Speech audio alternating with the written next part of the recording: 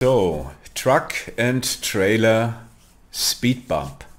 So this scene, if we have seen before the other scene where we show in what way a truck and a trailer can be connected and can with a bullet then bring to drive, and you have steering and something like that. So the next thing that makes sense to have and to study is that scene. And in that scene you can see if in what way react a truck and the trailer if you drive it on an uneven terrain. And for that uneven terrain I built some speed bumps. Yeah, so that speed bumps you can see here in the rendering on the floor, and that speed bumps is, if we take a look on it here, you can see it, is a cut model, yeah. So it's a high poly model, and the best way to work with things like that in Bullet is that you build some low polygonal objects as dummies for that and bring it in the same position as your cut model, and then you have the same effect. You can then detect the collision, for example in that scene, for the wheels. Yeah, so that's the reason that you would found in that scene the dummy objects. From the dummy objects you can see it in point mode. Yeah, so I bring it in the vertex mode, is in the bullet. Then if you open the bullet here, a speed bump, yeah, and all what I built in that case have in the end a name convention, and in my case is a collision cage. Yeah, so every time if you see something that's a collision cage, then it means that is a dummy for another object to bring the bullet to work. Yeah, so let us now take quick a look to the scene himself. If you go to play, I caged the bullet dynamics in the dynamics folder, so it worked directly also for you. If you load the scene, you would see that the truck drop on the floor, then the motor starts, and then you can study what wheels do if you come in contact with, for example, a speed bump or uneven terrain or something like that. Yeah, and that scene makes sense to study for one reason, or for more reasons, but one reason is to see how reacts the bullet and a truck and the trailer in combination with different collision objects. So we have here the floor himself, yeah, the flat floor here, the flat underground himself in the scene, and that 8 speed bumpers. Yeah, so you can see in what way react, for example, the springs from that construction.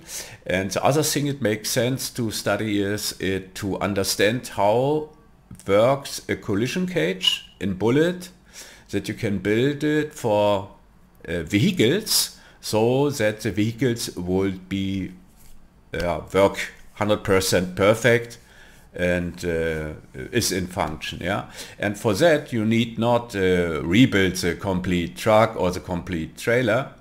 You see it here. This example show it very clearly. If we go to the box mode, you can see that my collision cage, for example, for the truck, you can see it here in front, that's only that little blue thing in front. So if I have to put out of the way something, for example, but really important for the collision cage is only that 4 polygons here, and you can see it on the wheels, and it stands on top on the wheels. Yeah, and that's the maximal height from your truck. And the reason is, if I explain it now, why I built that kind of collision cage. Yeah, so this collision cage here in the end is that the trailer can see, there is something, I cannot go in. Yeah, so here is a cone twist for the trailer, so that the trailer can follow the truck. And this 4 polygons on top on the wheels say the complete bullet construction only that is my high, and all what is under myself, for example now here, a wheel, a spring, a six-stop for the feather way, for this way of the spring can go, and the motor, and that wheel is the maximum I can sink in. So that means if we take a look from a side so that we can see the springs, here you can see it, is that the maximal difference, yeah, that the collision cage can sink up if the truck is then in action, yeah. That means that the collision detection from the wheels and the collision detection from that collision cage handle with another, and also with the feathers, yeah. And if you build things like that, the wheels know, okay, I cannot more go, if my spring, for example, is too flabby, yeah, can go in epsilon as to that point here, yeah. And that's the reason that the collision cage have not the form, also not a Rowley form from a truck or from a car or from a trailer. Yeah? That's enough. In the end, if you need no collision detection in front, you can delete it. If you need it not for back, you can delete it. But important is only that 4 polygons. Yeah, and then it will work. And the same is it, for example, also with a truck. Yeah. For the truck, is it the same? There you have it also. I hope I can show it so that we can see it. So wireframe. So wait a second. I search for it in the bullet. Trailer collision cage. So here you can see it. Here it's the same. It's only a closed poly, and that shows the trailer, so that's my maximal, yeah, where the wheels can sink in, and that's all. That's very simple, and it bring it also very fast to calculation, and it produced no failures, yeah. So, and for the rest you can do what you want to do. You see here that the feathers from the trailer have different length, yeah. So you can play with a different length if you want. You have for that your own springs for that, yeah. So this for sexual, this one, or this one here, and you have for that the spring stiffness. That's important in what way reacts the spring, and you have here the length the spring can work, yeah. For that is that 6-stop, yeah. And with that you can combine it. So you can play with the parameter, and then you would find out in what way it works, yeah.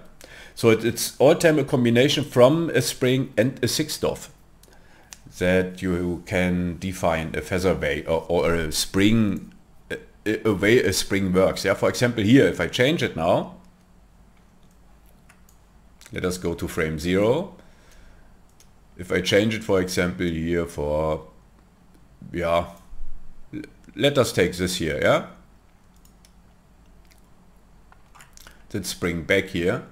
Then you see here a very high linear stiffness, and that is that the feathers have not a long way to go, only a short way. That's for the truck in the moment. Or if we go to the trailer, we see it, wait, so jump to it please. Sorry, it was not activated.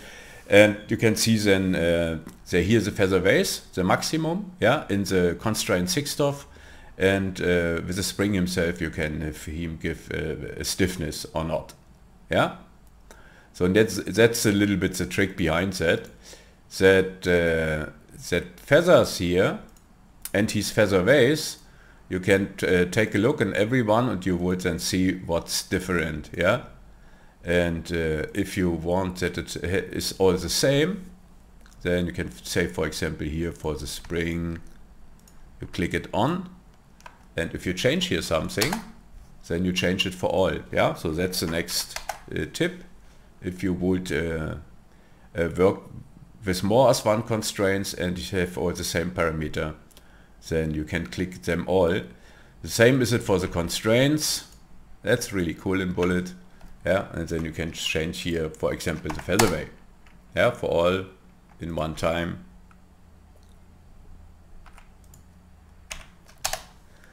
Or you leave it. So you have then here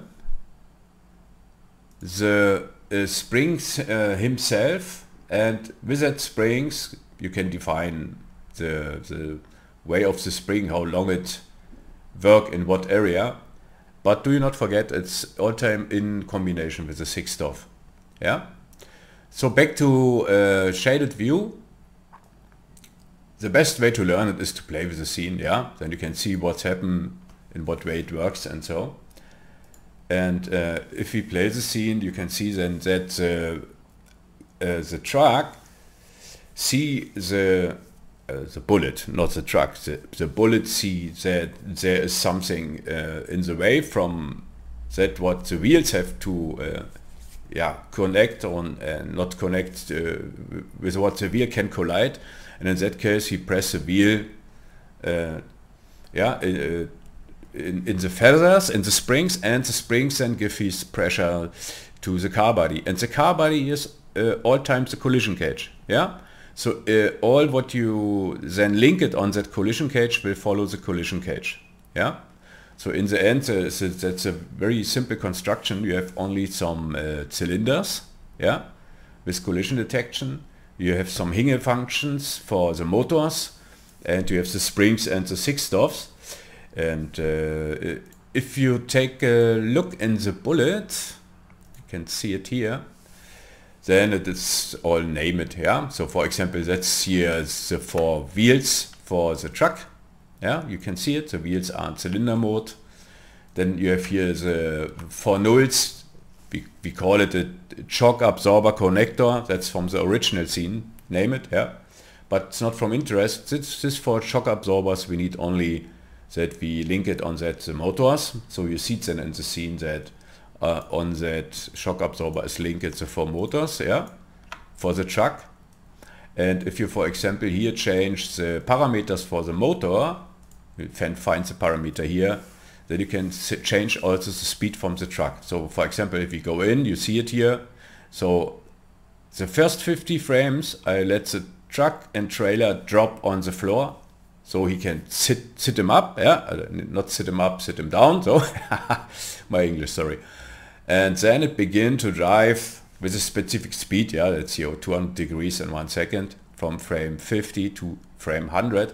So the truck begins to run. Yeah, and that's the way you can do it. And